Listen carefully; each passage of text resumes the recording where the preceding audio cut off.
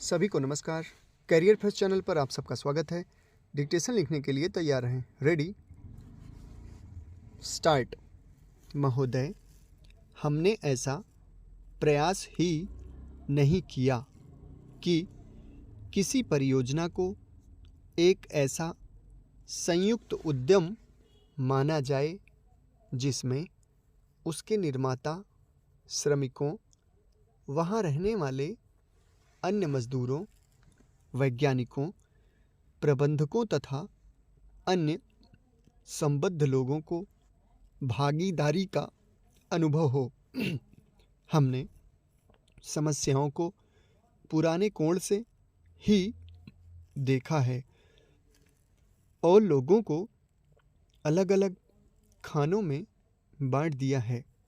इसलिए ये झूठे विभाजन समाप्त होने चाहिए। हमारे समाज में ऐसे अनेक विभाजन हैं।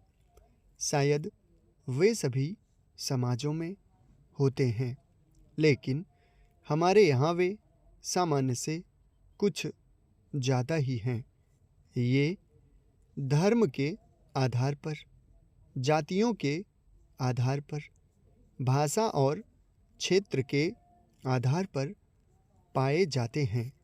एक व्यक्ति और एक वर्ग को दूसरों से अलग करने वाली अनेक तरह की दीवारें हैं और इन सब विभाजनों से हमारा राष्ट्र कमज़ोर हुआ है। स्वतंत्रता आंदोलन के दौरान इन विभाजनों का इस्तेमाल हमारी एकता को तोड़ने के लिए किया जाता था।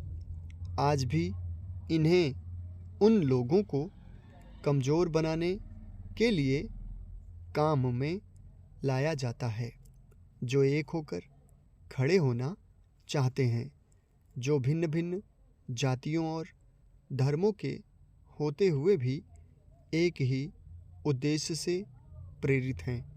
हमें यह सावधानी रखनी होगी कि ऐसे लोगों के समूह को कोई भी कमज़ोर ना कर सके।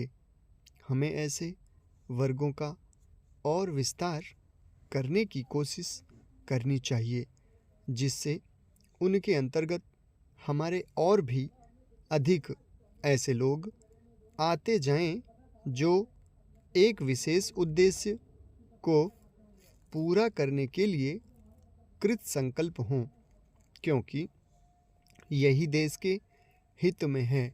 इसी से देश मजबूत बनेगा, देशवासी मजबूत बनेंगे, जिनके अंतर्गत कोई एक वर्ग ही नहीं है बल्कि सभी वर्गों के लोग हैं।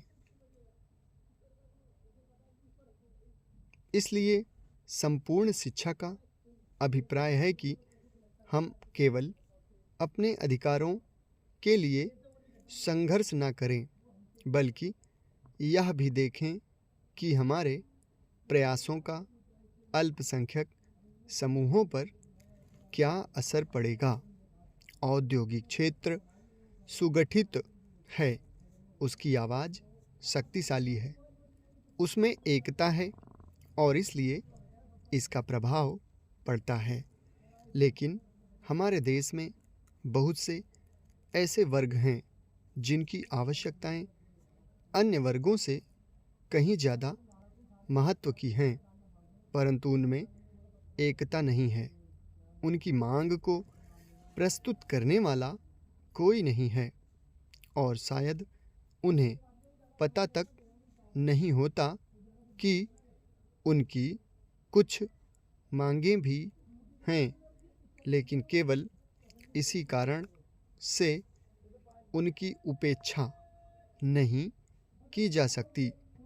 हम यह नहीं कह सकते कि उनकी कोई मांगें नहीं हैं। समाप्त। धन्यवाद।